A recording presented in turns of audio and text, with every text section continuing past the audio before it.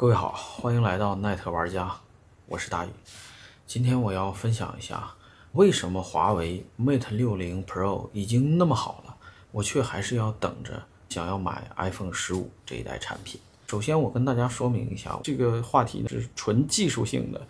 因为现在要换手机了嘛，就聊一聊买手机这件事儿，而不是说要跟谁讨论或者要跟谁争辩，还是要教谁。我这个也不牵扯到什么价值观，只是说哪个省钱哪个好用。如果你来骂我，那么我就直接删评论，好吧？就这样。我现在日常常用的手机还是一只 iPhone 12的 Pro Max， 原因就是我这几年其实都没有换我的主要用的手机，我也用过很多的安卓，从很多年前我就买过这个就是三星的 S3， 后来三星的 S5， 三星的这个第一代的这种有曲面屏的手机我也用过，包括三星的这个是三星的 Note 系列，这种有笔的这个手机我也是用过的，当年还挺有意思的。包括很多其他的各种各样奇奇怪怪的安卓手机，比如像这种锤子手机我也用过，还有小米的手机，这个是小米9，这是可能小米11，这种贵族的机器我也有用。以前的一些比如像诺基亚的 Lumia， 这个是 Windows Phone 的手机我也有用过。我的第一台 iPhone 是来自于2008年的 iPhone 3G，这是第二代的 iPhone。可以看到我这个机器呢，现在还是有一个不错的外观，并且我这个机器现在还是可以开机的，而且看还可以解锁，现在还有这种也不能说是丝滑的感觉吧，但依然是可以使用的。2008年的手机，所以我觉得这是一种非常非常可怕的稳定性。我为什么要用苹果？就是因为这个稳定性。那后面我会展开说，那我称之为稳稳的幸福。那这种稳稳的幸福，就我分几个方面来跟大家说。首先，使用成本上面，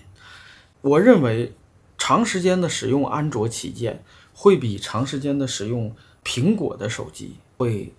更费钱，这是使用成本上来说。第二呢，就是我要特别的说明一下，你可能会说这个华为是鸿蒙系统，它不是安卓手机。如果你这样认为的，劝你就关了我这个视频，我们没有一个讨论的空间。我就是不是特指不要用华为的手机，我就是指安卓的手机。当然我这个安卓手机里是包含华为手机的，那你如果说华为手机不是安卓手机，算了，我也不想就这个事儿跟你争论，我不想跟任何人争论，我只是分享一下使用 iPhone 的这样的一个经验。特别说明之后，我要说第二点就是消费心理。我认为消费心理上，安卓手机会牵扯我更多的思想和情绪，耽误我更多的时间在手机的这个选择上面。第四点呢，影像系统我的观点呢，就是现在的绝大多数旗舰手机的相机已经足够的好了，甚至没有必要更好了。但是 iPhone 在视频拍摄上仍然有着其他相机没有办法去追赶的一个差距，就是 iPhone 的视频是要更流畅，码率要更好，包括它的拍摄的体验也是非常的不错的，防抖也是够的。所以我认为 iPhone 在视频拍摄上面还是有着很大的优势，这是影像系统。最后呢，还要分享一下苹果生态的问题。其实苹果生态呢，它是一种绑架。首先，其实我一用绑架这个词，首先就是负面的，它会让人产生一种抗拒的心理但是它也有很多正面的地方。我们为什么被绑架？其实不是被绑架，或者说我们是被诱惑，不是被绑架。苹果并没有绑着我不让我去买别的手机，只是我愿意，我图方便，我图省事儿，我愿意选择苹果。所以它也不能叫软禁，也不能叫绑架，它是一种诱惑，苹果生态的诱惑。我现在来详细的说一下这几点。首先我先说使用成本上，那么使用成本上为什么安卓会比苹果有更高的使用成本？那么从我身上就可以看出来我刚才展示的那些手机大多数都是安卓手机，甚至这种真的安卓的这个手机我也是用过的，谷歌的 Pixel 这种它的使用体验依然是很快就会过时，这是我的评价，我的感觉。那很多人可能觉得不是这样的，那么就不是就好了，好吧？我不想争论，我只是说早期的安卓手机，比如像这个时代的安卓手机，就是三星 S3、S5，还有这个三星 S6的这个曲面平板。这个时代的安卓手机，它们有个共同的特点，它们是有很多功能性上的缺失。每一次它的升级，它会升级出一些不只是硬件，甚至说就是一个底层的这种新的功能。比如说摄像头的像素不够，比如说这个指纹识别的速度不够快，比如三星 S5这个手机的指纹识别，你能想象吗？在三星 S5那个年代，指纹识别它不是摁的，它是要手这样扫一下，然后识别开锁，这个就让人觉得很不可思议。这就是功能性上的缺失，就强行想要跟这个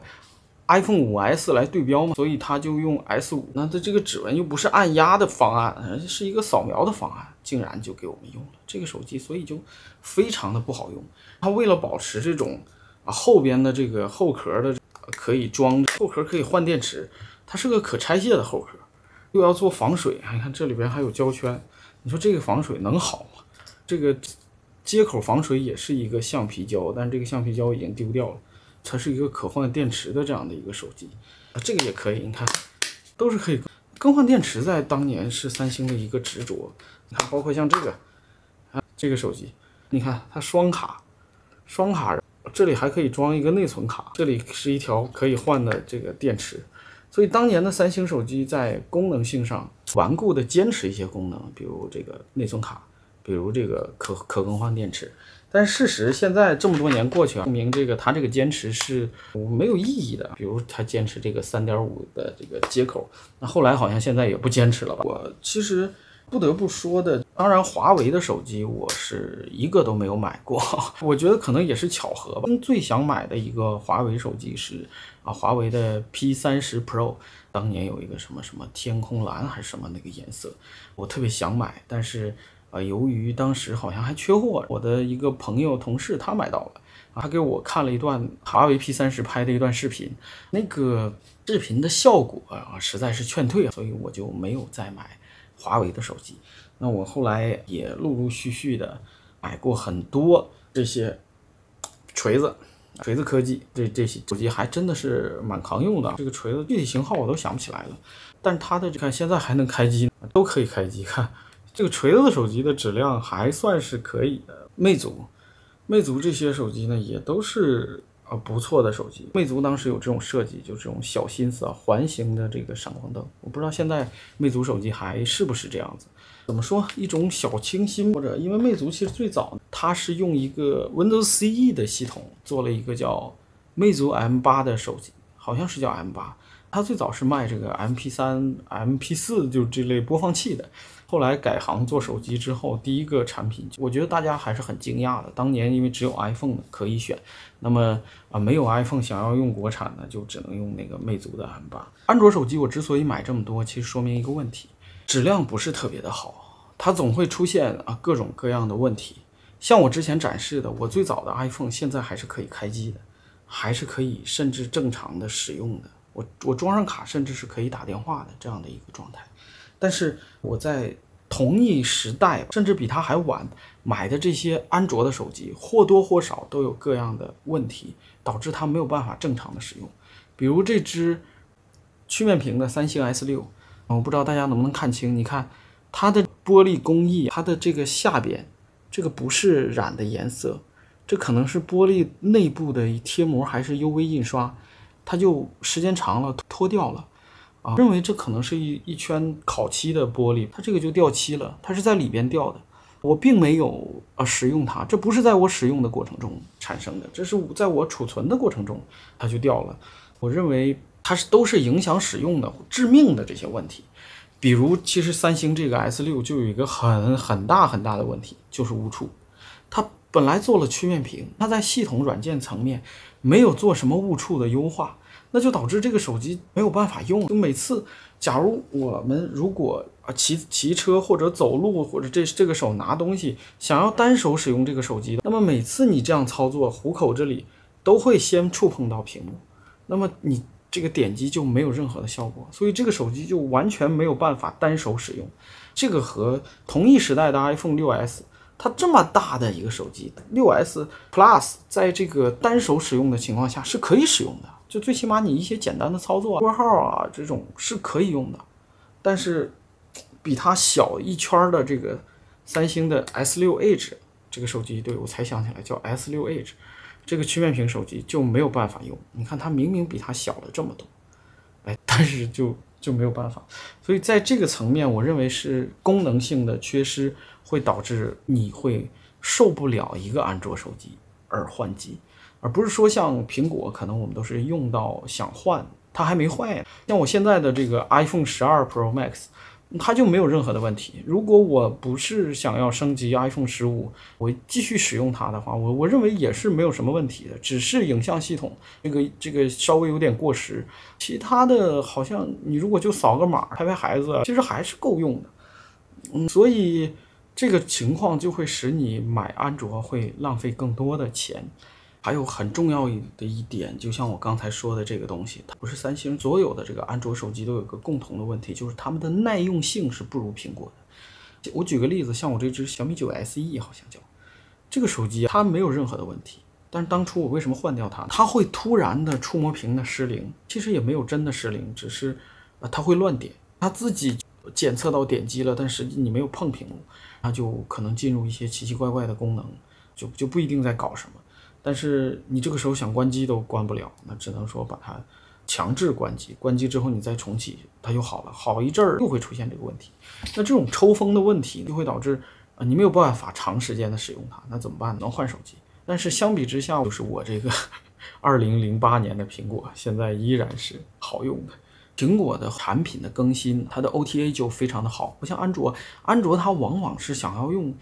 新产品的销售来代替这个更新。你最好是去买它最新的产品，而获得最新的功能。比如像小米现在新出的这些手机，它不是有那种滤镜吗？那你小米早期的手机就没有办法享受，你不会有这个功能。我这个小米是有点老了，小米11，但可能小米12 Ultra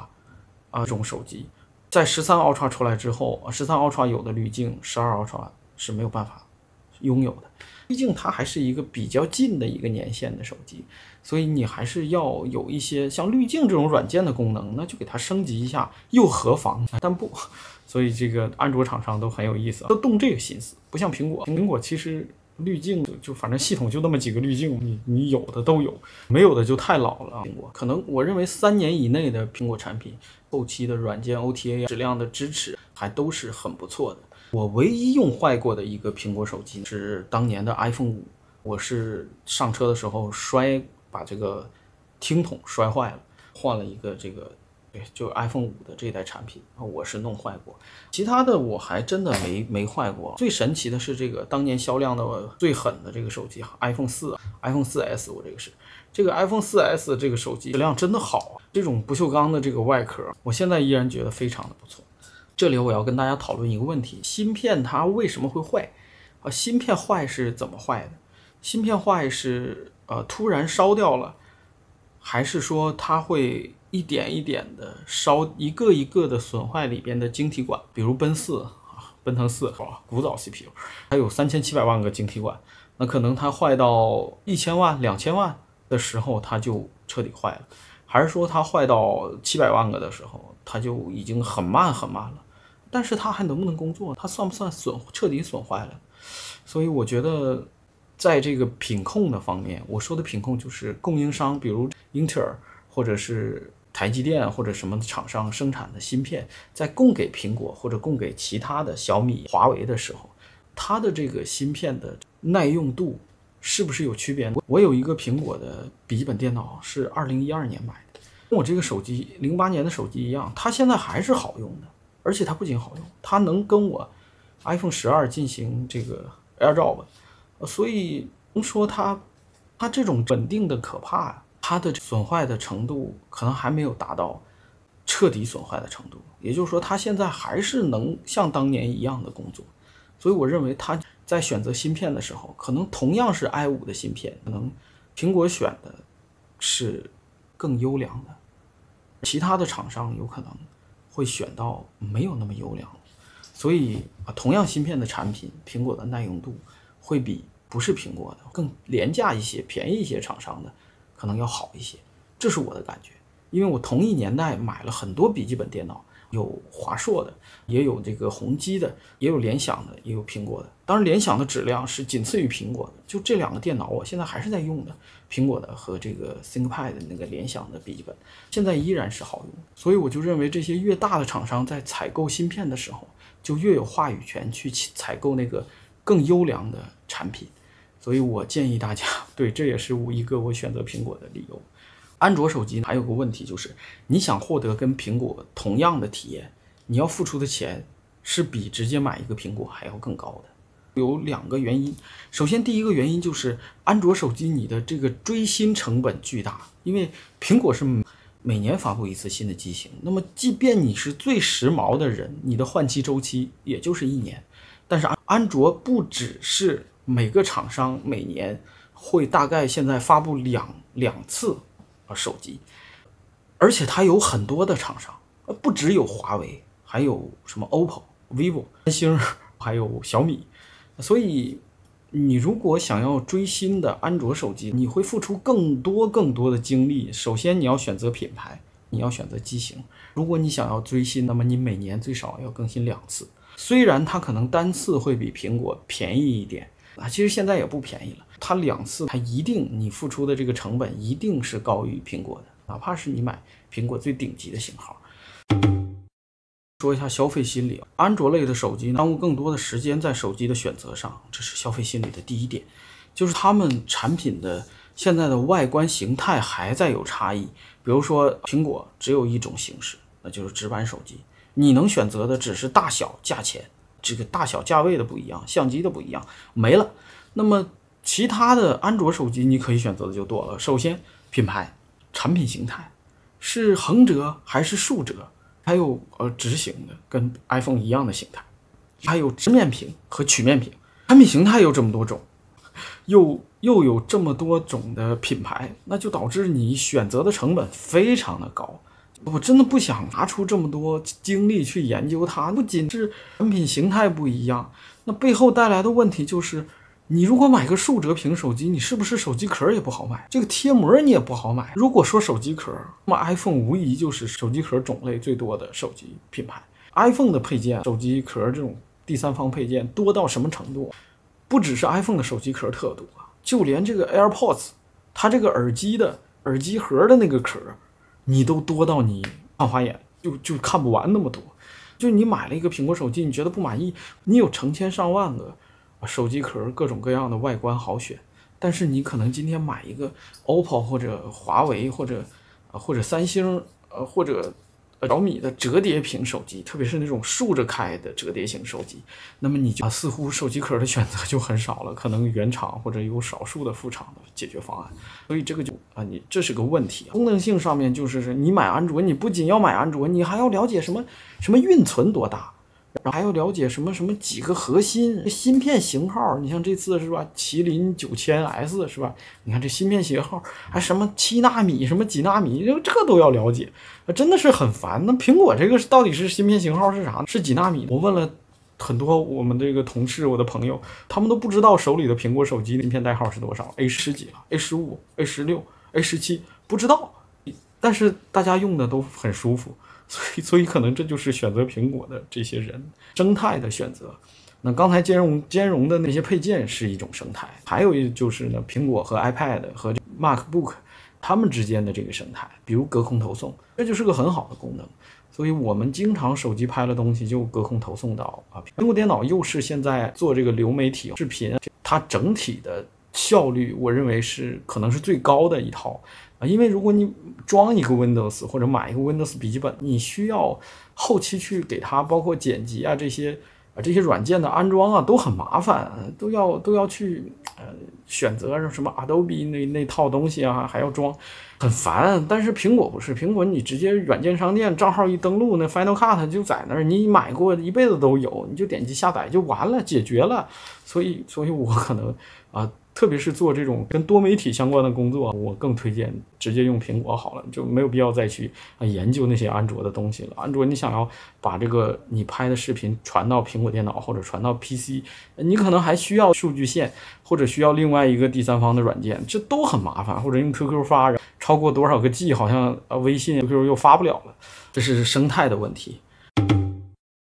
那影像系统就更不用说了手机上的相机现在已经非常非常的强了。就照相这个功能来说，安卓已经玩出很多很多花来了。我甚至认为安卓有点过界了，因为说不好听的，传统相机依然存在，我还可以用单反相机或者用微单相机来拍摄，我没有必要非要用手机去完成一些专业的摄影的工作。所以我认为摄影在手机上，就照片摄影这条路已经走到头了。那么未来随着更高速的网络，可能是 3D 摄影、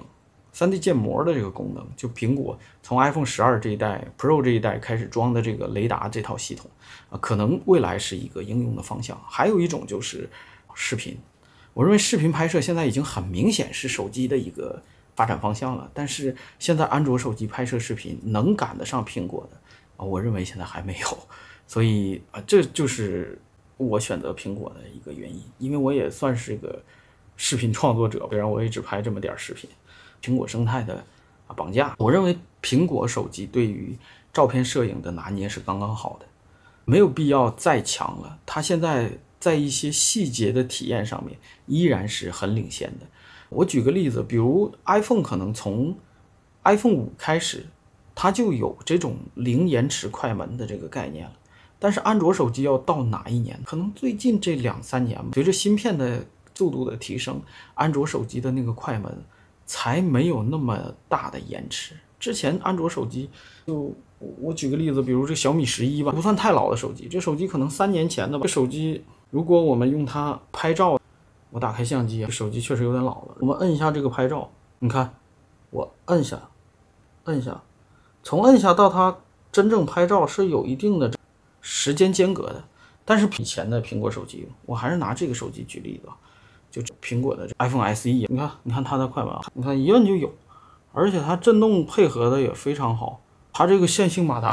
也做得非常好。这只是最低端的这种产品线的产品，所以苹果的一个影像系统的优势，在照相上已经足够使用，但是在影片视频拍摄上遥遥领先，这是苹果的这个能力。那么最后我们再来聊一下苹果生态的绑架的问题。苹果生态它当然是一个使用起来很方便、很便携、不便宜就很方便的一个生态系统，特别是它这个流转功能，等于说我在不同的设备，等于我桌面时时刻刻都是我的桌面，只要在一个账号里，无论是公司的电脑还是家里的电脑，回来都是我扔在桌面上一个文件，反正就都在这儿了。这点我认为是一个非常厉害的一点。手机就可以做这个苹果电脑的摄像头，手机也可以做苹果电脑的复制的。比如我在写一个文案的时候，突然我想搜索一个内容，那我可能不太喜欢用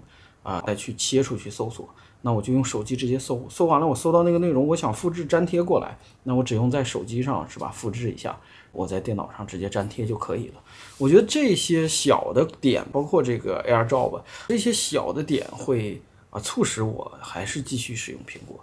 就是大概这样的一个原因。但是苹果因为生态绑架，它这个 iCloud 的云盘每个月会有68块钱的费用，这个其实让我很不开心，我觉得还挺贵的。所以我曾经尝试过，我说你不能绑架我想不用，我必须要能不用，我就把所有 iCloud 上的照片什么都下载下来，就把这个 iCloud 转回到每个月5块钱的这种状态，想尝试一下。后来我最终还是放弃了。我为什么放弃？主要的原因是这2T 的空间不仅我可以用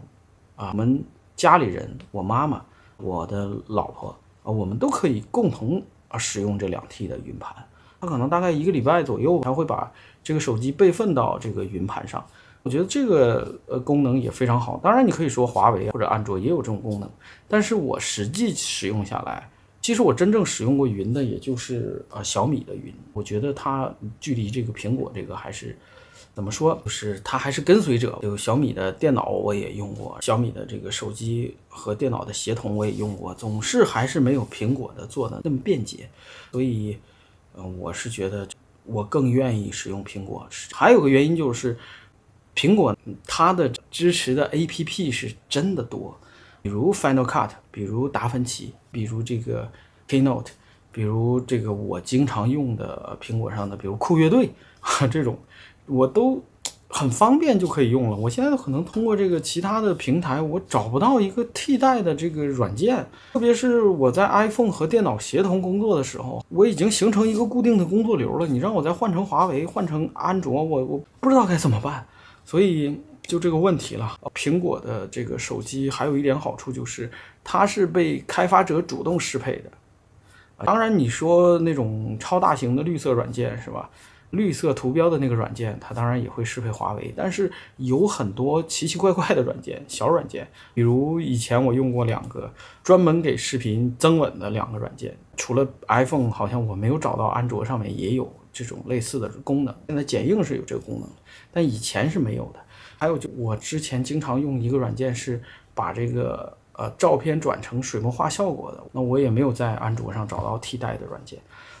我自己算了一下，大概我在整个苹果系统里边花的钱已经达到了一个可能几千块的一个软件购买的这个费用。在这种费用的情况下，我就很难再去说换个平台换成安卓手机了。那安卓其实我也不是没花过钱，我也在安卓上买过软件，但是这么多年安卓这么多厂商，我东一榔头西一棒子，我这个钱花了之后就没有了，我就见不着了。等我下次我再想起来我用锤子手机，或者我再想起用小米手机的时候，我都忘了我花过多少钱了，我也不知道上哪儿去找那个软件了。但是苹果呢，它一直都在，我只要就是还用苹果，我就能一直用，包括我的照片啊，我的相册啊，那我的一切的使用习惯，我的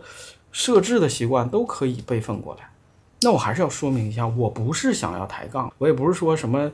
讨论这个爱不爱国这个问题，这跟爱不爱国没有关系。我只是说这个技术上来说，可能更偏向于，